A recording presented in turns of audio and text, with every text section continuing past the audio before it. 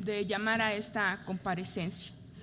Y al tan ya citado a las 33 palabras que nos tienen sentados aquí, yo le preguntaría directamente cuáles eran esos nuevos elementos a considerar. Porque recientemente usted ha dicho, y lo ha dicho también en este pleno, que se emitió este comunicado de la suspensión indefinida porque no había suficientes computadoras, porque no había espacio para las pruebas y porque se debía de mantener una discreción para evitar un debate político.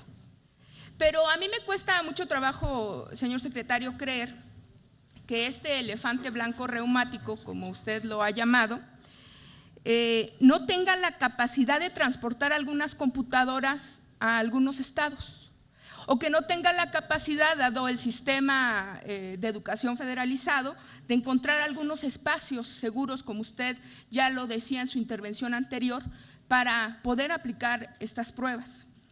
Más aún, me parece que este tema de mantener la discreción para evitar el debate político, y se lo pregunto con toda claridad, tuvo efectos contrarios, porque lo lacónico del comunicado y el silencio de la Secretaría lo que trajo fue incertidumbre y lo que trajo fue más debate.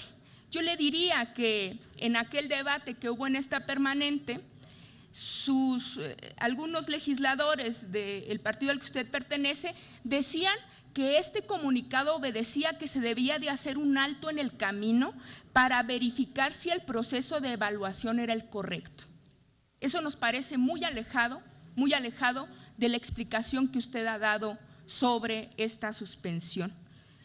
Mucho también se ha dicho en los pasillos y entre los amigos legisladores que este comunicado no fue una decisión suya, y que tampoco fue su culpa, por decirlo de alguna manera, y disculpe el término.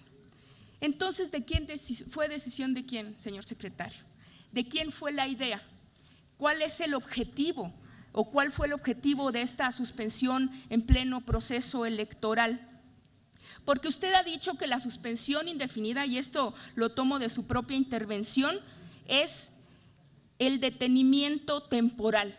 Y usted y yo sabemos que las definiciones son completamente contrarias. Yo no necesito acudir al diccionario. Los tintes políticos en este tema me parece que son evidentes. Pero yo se los pregunto, ¿existe alguna motivación electoral? ¿Existió alguna motivación electoral para la suspensión indefinida? Y con esto termino. Si fuese cierto que la decisión fue de la Secretaría de Educación Pública, ¿por qué no informar los problemas técnicos? ¿Por qué no determinar una nueva fecha?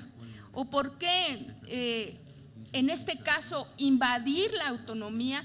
Que discúlpeme, sí lo dijeron los consejeros, es más, está en el documento que dejaron impreso aquí, que se invadía la autonomía del instituto. Y terminaría preguntándole, señor secretario, usted ha dicho que no se quiere someter a los maestros, que se les quiere llevar a que participen en una educación mejor, pero es evidente la criminalización de los maestros. Y yo le pregunto, como un político de años, ¿a qué obedece? ¿A dónde los va a llevar el uso de la fuerza y a dónde los va a llevar la criminalización de los maestros en este que ustedes pretenden, se supone que sea un país de instituciones? Y por último, si usted piensa que la ruta correcta es que la Secretaría de Educación Pública sea la única secretaría que negocie, como usted lo dijo, con ambos sistemas, el oficial y la disidencia, ¿por qué no lo han hecho? Muchas gracias. Muchas gracias, diputada. Tiene la palabra el señor secretario Emilio Choifet. Gracias, diputada. En primer lugar, ¿cuáles fueron los nuevos elementos que se presentaron para dictar y difundir el boletín 129 de la SEP?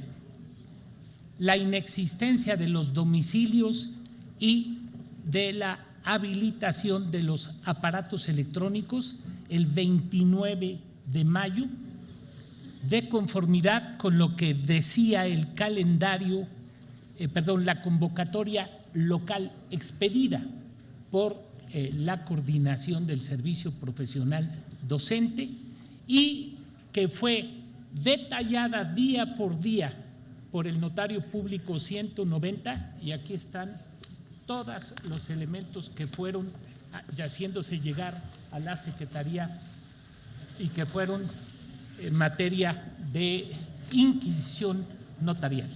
Segundo, ¿por qué no hacerlo nosotros? Pues porque la ley manda que lo hagan los estados. Otra vez el eterno problema que la diputada Quintana señaló, facultades entre los estados y la SEP al amparo del acuerdo 1992. Alguien decía, y decía bien, que en algunos partidos y en algunos sitios la reforma demanda una mayor explicación.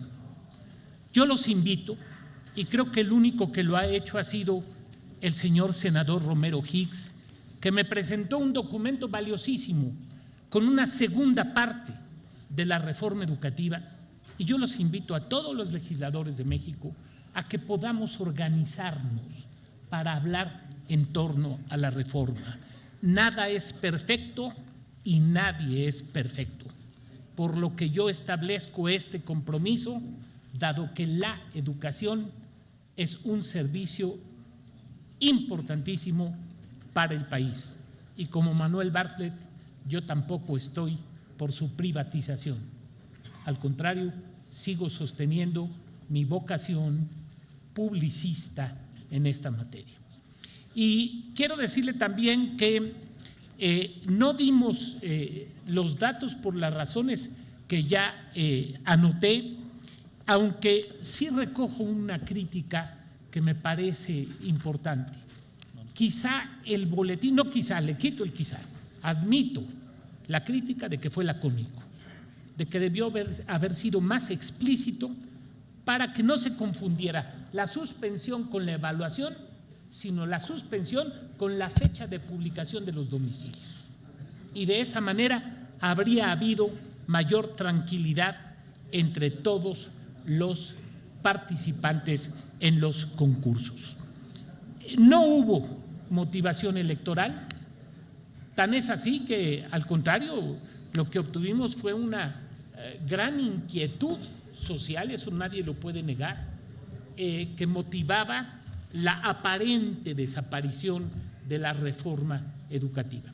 Por fortuna, el boletín no la impidió, no la canceló, no hubo efectos jurídicos, vuelvo a insistir, no se me ha contestado, no hubo efectos jurídicos en este punto y en consecuencia pudimos llevar a cabo lo que nos ordenó el INE.